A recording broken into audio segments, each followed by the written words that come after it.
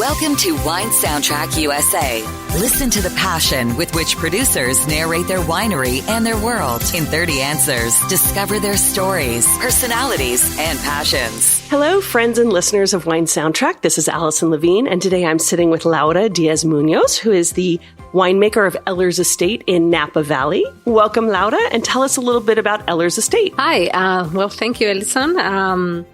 Ehlers Estate is a small winery, the historical place in the north of Santa Elena. We are all estate produced as of right now. We have 40 acres of land there, mostly Cabernet Sauvignon, but we have Cabernet Franc, Merlot, Petit Verdot, and Sauvignon Blanc. And our winery and our tasting room is located in a very old barn built in 1886. It's a beautiful building made of stones from coming from the vineyards. It's a gorgeous property. It is. I've been there.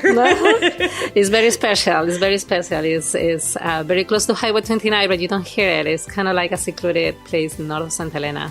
So I've been there for only a year and a half, but I've been working in the valley making other amazing wines for almost 13 years. And yeah, it's been good. So, what is the total case production of Ehlers? We produce like around between 8,500 cases in a good year. Okay. But that's around 8,000. Yeah, 8,000 cases. Mm-hmm. And you said it's all estate fruit. Are your wines available across the U.S. or in particular markets? So we actually have distribution in around 13, 14 markets and around the U.S., California, and we have big fans visiting a lot of direct. Mm-hmm. We're very popular.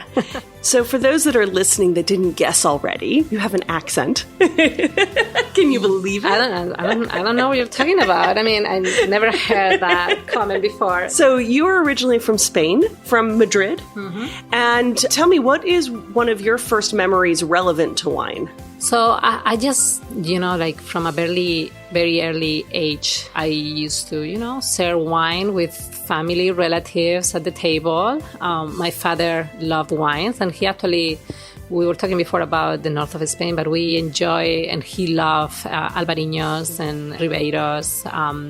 So we used to spend a lot of our summers in the north of Spain, and he liked to open a bottle of wine and pour a tiny bit just for me. And I have very good memories just sharing wine with my father, talking about, about life or whatever we were talking about, and in very, very beautiful places in the north of Spain, close to the sea. And I have those memories, and I think that's what triggered to me understanding wine as an experience, as something that creates a feeling on you. And I mean, I love food and I love science, and that's what I decided to study. Madrid is not a wine region per se, although right now there are some in the south is coming. Really? It's getting very popular and very good small producers making really nice garnacha. So just check it out if you go to Spain.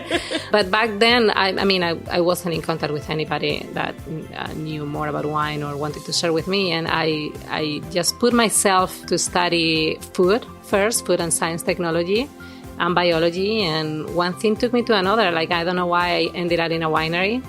And the first time that I stepped on a winery, I just love the smell. I love the people like moving around with pumps and hoses and, juice coming from like different places and the aromas. And I just knew that I wanted to work in a winery. Wow. So, and what brought you to the U.S.? Wine. Yes, of course. Of course. I worked for a little bit in Spain for 2 or 3 years, and one of the last years I was making actually Sauvignon Blanc. We're enjoying Sauvignon Blanc now. Yes, a Napa Sauvignon Blanc. Napa Sauvignon Blanc. But I was making some Sauvignon Blanc and blending it with Verdejo, and in that winery I had to interact with Master of Wine from UK, from England. And I had to talk to customers in English, and my English was zero, was horrible back then. So I decided, why don't I travel to New Zealand and learn more about Sauvignon Blanc, Pinot Noir. I love Pinot Noir, and their techniques that are out there, and improve my English on the way. So, and I did that, and I had such a blast. I have it's amazing for winemakers to be able to travel around the world and have other experience. You meet other winemakers that have, they share we winemakers, we like to share what we're doing, experiences, and I just wanted to keep traveling. So I ended up in Napa and in a very good house, and I just love it here. I fell in love with Napa. And Cabernet. And Cabernet and Merlot and, yeah.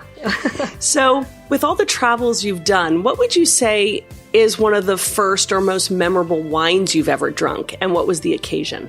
Oh, well, I had, back in Spain when I was studying the master's degree in viticultural enology, I would travel to different wine regions, and I remember to visit Artadi, and those wines were amazing.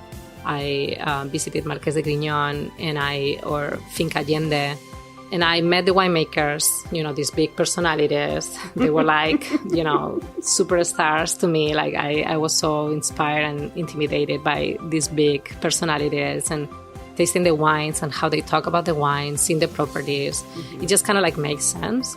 I visited Châteauneuf-du-Pape, the Rhône, Côte de Rhône, all that area, and seeing the vineyards, understanding that all the vegetation that is surrounding the vineyard, the soils, were into the wines, and tasting those wines. It's kind of like I have like aha moments that, this wine tastes like this because what it is, that sense of place.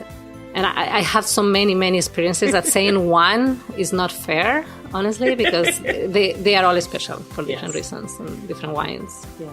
You get lucky when you work in the wine business. You get more than one of those aha moments. Yes. Yeah. Sometimes certain ones stand out above others, not to diminish all the experiences, but sometimes there is that one that kind of changes everything. But it sounds like traveling around the world was pretty much a cumulative aha moment for you. Yes. It's cool, to learn. So you've traveled the world, you've worked abroad. Who do you think drinks the best in terms of quality? Like as a wine region? Oof, I don't know. I think that's not fair. It's not fair to point out. What I learned, actually, I've been in places or working with sites that they were very difficult. And you realize that, some wine regions, they're very privileged. They're very lucky. They have really good soils, really good, I actually appreciate also the areas where they make very good wines. They are more challenging, like climate, just because they get like more rain or more like different challenges. And so, I wouldn't. Well, what about as consumers? Do you think one market has an advantage over others in terms of what's available to them? Well, I think here, especially in the U.S., there's a huge appreciation for Bordeaux. And I just think, it's not that it's unfair, but there are like a lot of wine regions out there that make wines that I enjoy to drink more, to be honest, and they're not that well known. So there's a marketing side of, promotion of an area that has been overexploited too much, and other wine regions that are hidden gems. And I actually prefer them if they stay like that, because they will change too much. Well, then let me ask you this question. What is your opinion about wine critics and scores? Oh, that's a tricky question. I think there's a value on them. There's whenever I have the chance to meet with wine critics, I just admire how much they know about wine. Like, to me, it's crazy. Like, I'm just making wine. I don't know that much about wine, and how the palates, they taste, and they've been exposed to so many wines that obviously they have a preference. They have a style that they like, and their scores or the rates are going to go in that direction. It's just understanding then what they like is what is tricky. I appreciate, and I think the consumer needs to know more, and it's a first encounter, like try to trust what a wine critic that has studied wine for many, many, many, many years and has tried so many wines, it's a good start. But what I noticed in the past years is that I think the consumers, they know more about wine. They're not afraid about trying new varietals or new wines or wine regions, and they have their own opinion. Yes. So, and like they don't care about, this fancy wine critic. They still, if they like an oaky Chardonnay, they will, I'm just saying this to say, oaky Chardonnay. Because they have bad reputation. I understand why, this. So it's I think there's a value in them, and. So if we were to come to your home and enter your wine cellar, however large it is, wherever you hide your wines. And I know we were talking earlier and you said your husband also works in the wine industry selling wine, so you have a lot of wine at home. What would we find in your cellar? What kind of wines, from where?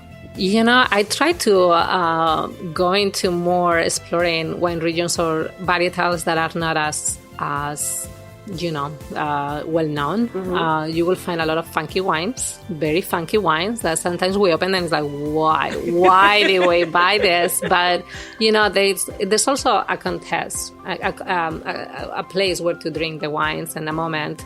But you will find very, very eclectic, weird wines, or wines that are probably not that easy to find. We try to and those ones. Anything in particular you've opened recently that drank really well? Or maybe didn't drink so well? No, I mean, I love Garnacha, and I'm actually following a lot of the producers from Spain. It's funny now that I'm here. I try to drink a lot of Spanish wine, and we drink a lot of Spanish wine at home. The Garnachas from Sierra de Gredos. I like Arrayan Garnacha. It's a really good one. Bernabeleva. I try to. I'm from my family is from a region in Spain that is Salamanca, and there's Rufete made there, and I had really nice Rufetes, which is very similar to Pinot Noir. If some people don't know about this grape, never heard of it. It's amazing. It's very funky. It can be very funky, but if it sows well, it's amazing. It's out of this world. Yeah. You're working with Cabernet and other Bordeaux varieties, but you said you love Pinot Noir and that you love Garnacha and stuff. Do you think there's a such thing as a perfect variety? No. I think there's a perfect vintage. I think there's a perfect site. There's like some sites that are really, really unique and good for farming or growing grapes. There are vintages that are really good for certain wine regions. So it's about following that. I think it's important to pay attention how the vintage went in a wine region and buy wine or drink wine based on that if you want to find quality. Well, speaking of vintages, we know that there's variation from year to year. But where you're working and the grapes you're working with, do you see more variation from year to year or more consistency, similarities? How do you look at vintage where you are? Well, it's tricky. I've been in Ehlers, honestly, for just, this is probably 2019 has been my first full year. When I joined Ehlers, it was July 2018, so I was like thrown there, and it's like whatever I got. But it's very interesting because I always work with mountain fruit. Where I was before, most of the fruit that we were getting, I would say like 90%, 85%, it was from the mountains. So for me, it was, working with valley floor and, being concerned about, the sun exposition and the ripening and the warm temperatures in the valley. To me, it was like, oh my God, this is so new, so different. It's not easy to understand it. I know that it's going to take me a couple of years to actually understand how to farm it properly. So that was a challenge. Right. So I'm still in the process. But looking back at when you were working with mountain fruit, do you find that there's more that repeats itself from vintage to vintage or more disparity? I mean, I think the sites, there's a signature in a site. And that varies by vintage, but very little. Like the essence, the basic of the structure, if it's a tannic side or if it's a side that it gives you very floral aromas, and I'm talking reds as well. So they are going to be there. That signature is going to be there. It's up to the winemaker to make it, to enhance it, to make it express. That's what is the challenge depending on the vintage. Right. As a wine drinker, red, white, or rosé?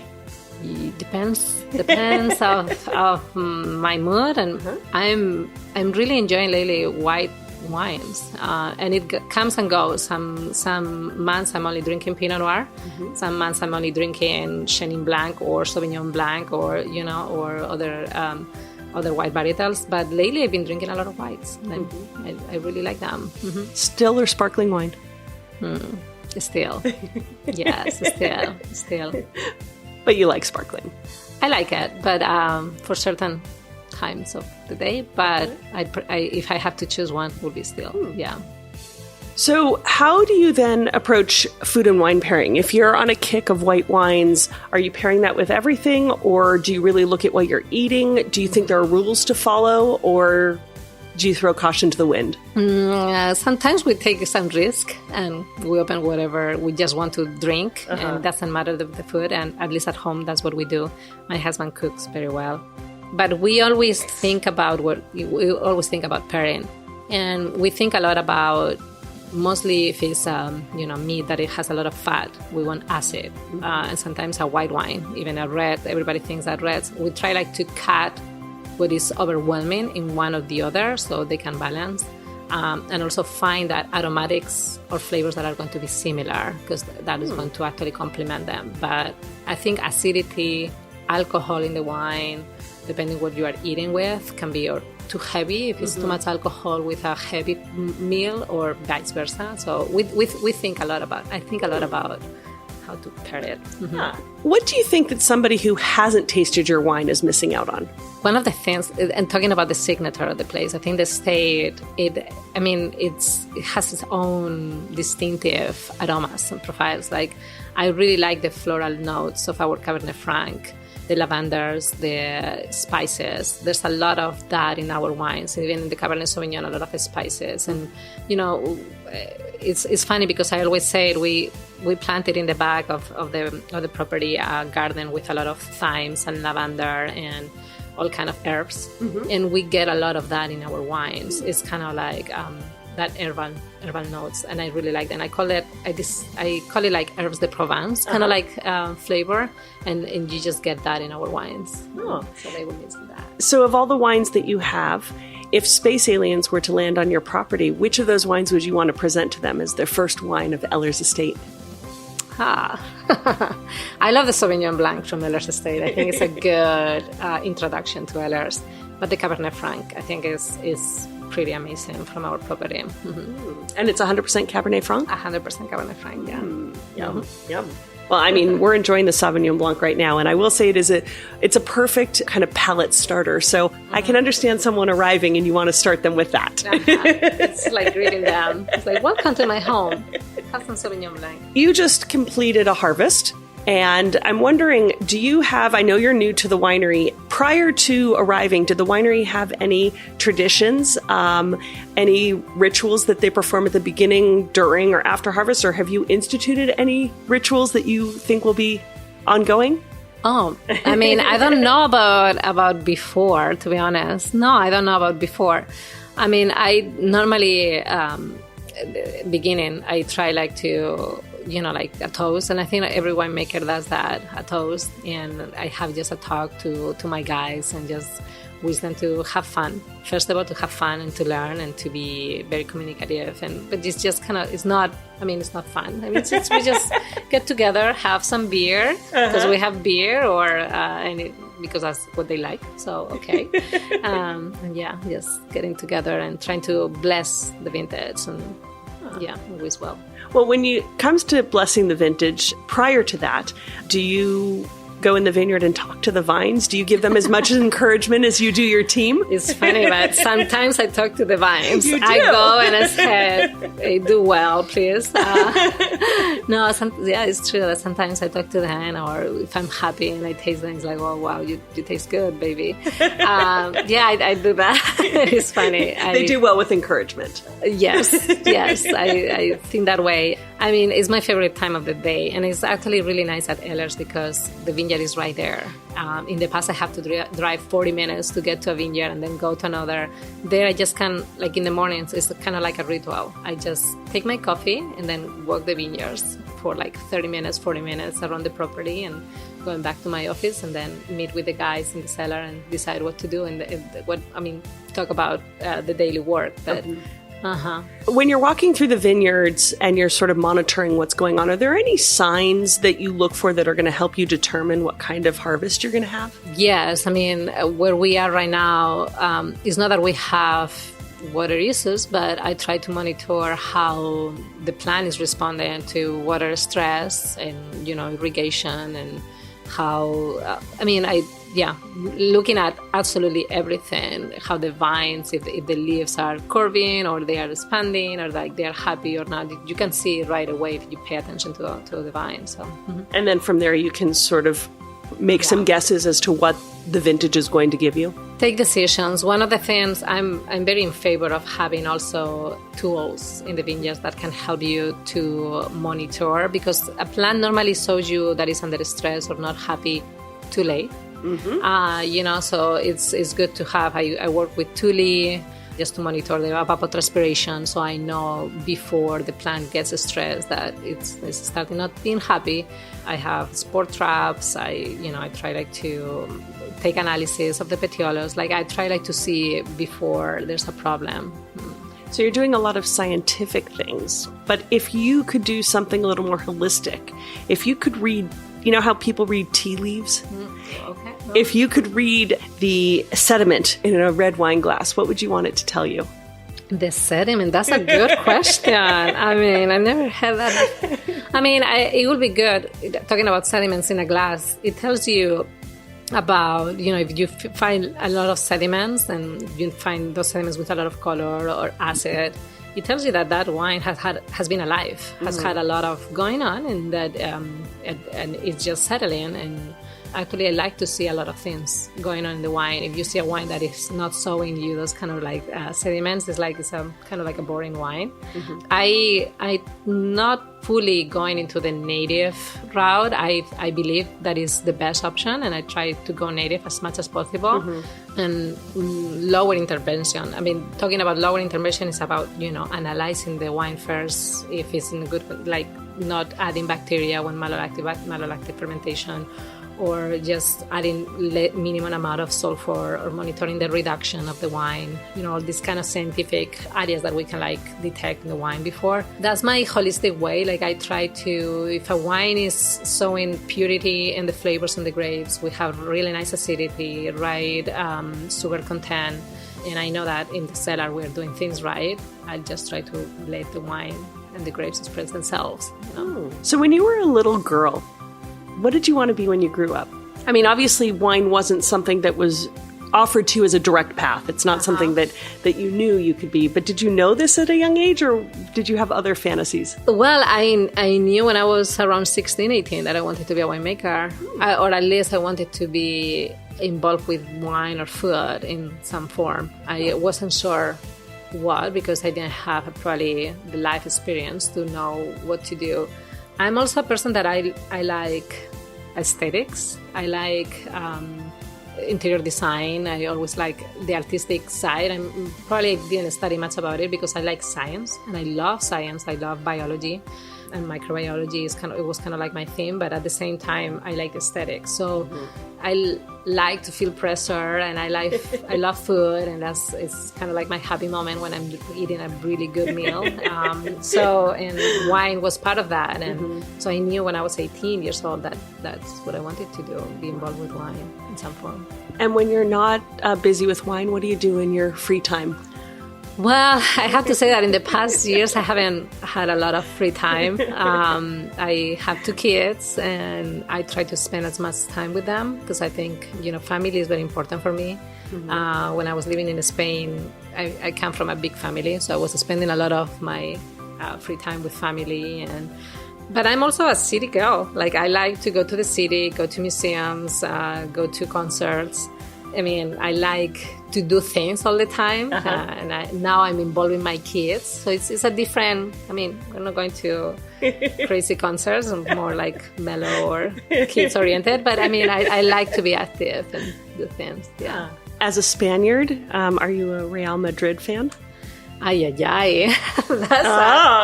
a tricky question, and it might be, with all the politics involved right now in Spain with Catalonia. But believe it or not, I'm from Madrid. but I'm a Barça fan, Barcelona. Ah. All my life I've been Barcelona fan. Wow. You know, being like father's. His team. My father's team was Barça, and he put in me the love for wine and Barça. And so, speaking of wine and Barça, if Barça were to win the championship, or when they win the championship, if you could present them with one of your wines, the whole team, which of your wines would you want to give the team? It will be 1886. And tell me a little bit about 1886. Well, 1886 is our flagship wine. Is a really true representation of the property. It's a bigger wine. It's a wine that you can age, that is more complex, has more things going on. So it will be a good representation and a good gift for them. Yeah, for sure.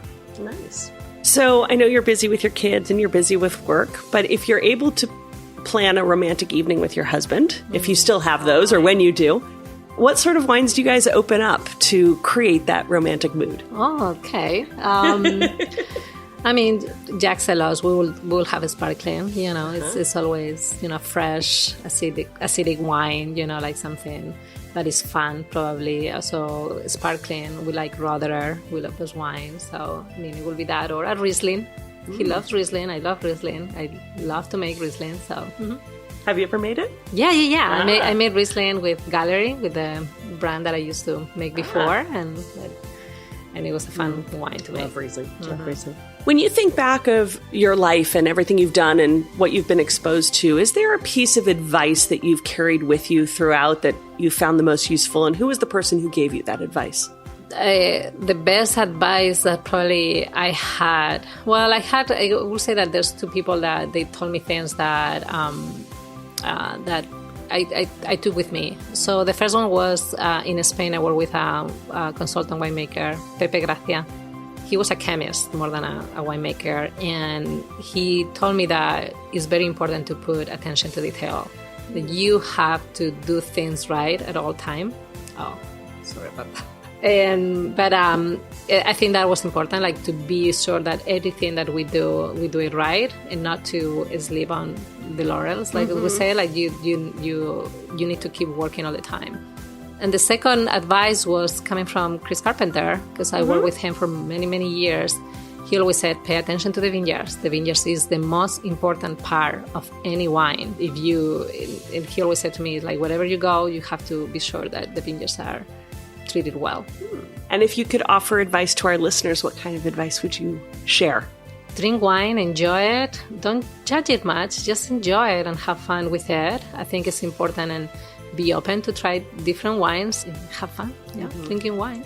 When you look back at your career and everything you've accomplished, is there one thing that stands out as your proudest achievement to date so far? I know you have a long career ahead of you. And I ask in your work because obviously I know your children will be your proudest achievement. I don't know about that. We'll see. I actually feel proud that as a woman coming from Spain, from another country, and when I came to US, my English was very limited. That, I'm very proud of the opportunities that I had, that I think I put myself out there to take them, because opportunities come to you, but you need to take them.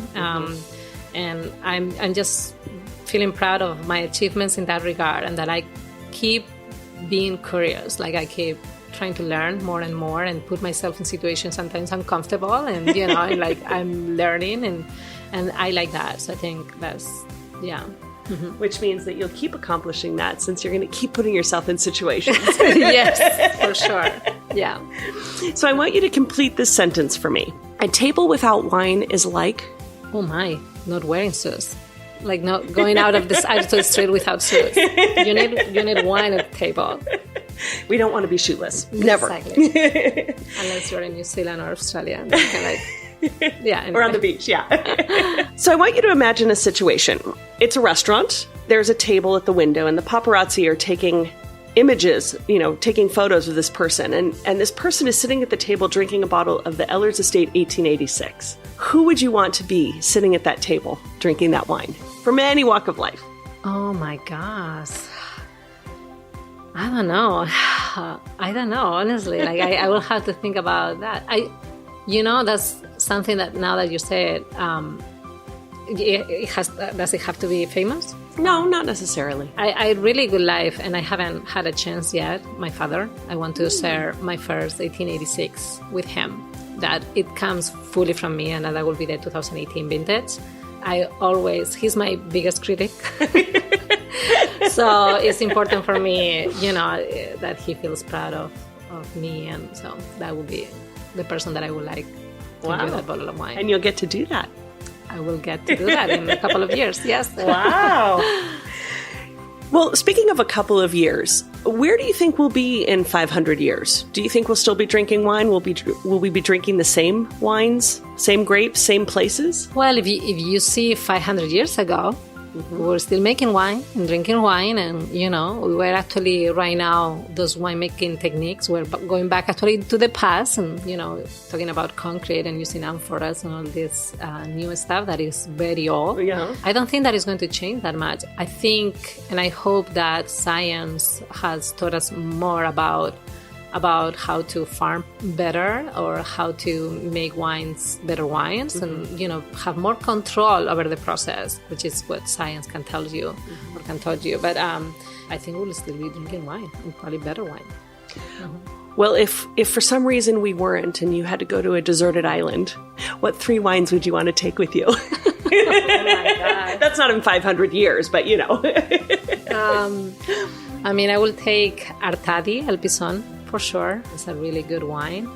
I will take a bottle of Jacques Celos, and probably a bottle of my wine, whatever wine I will be making then or now, 1886, or, I like my Sauvignon Blancs. I love Sauvignon Blanc. I will probably take one of those, yeah. Well, fantastic. So now we're going to play a little game where we pair wine and music. So based on the wines that we were just talking about, I want you to tell me what you'd want to be listening to, or what it makes you think of. It can be a genre, it can be a particular song or a musician, but we're sipping this really aromatic, great tropical fruit, Sauvignon Blanc. What about we'll start with an easy one. With Sauvignon Blanc, I will probably have Spanish pop music. Yeah. Because it's bright and fun and yes. Well, yes. Yeah. I will have something that you can dance, and it's fun and has a lyrics. Yeah. And what about the Celos champagne? Jazz music. And the Spanish garnacha, the one you mentioned, the Artadi? No, Bernabellera or Bernabellera. Yeah. That one.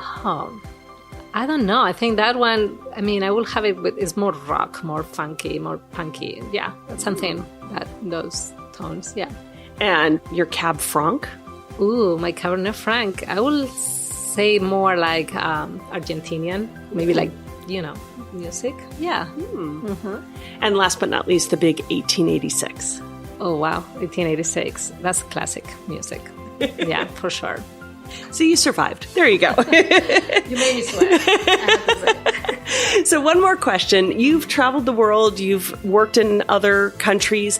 What is one wine region at the top of your list that you want to go explore? A winery. Wine region. Oh, wine region.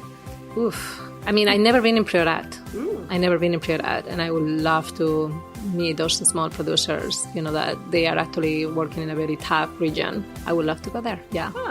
It's pending, yeah. It will go soon. So as you plan your trip to Proudest or anywhere else in the world, if people want to come visit you, where can people find Ehlers Estate, and can they visit you? In the wall?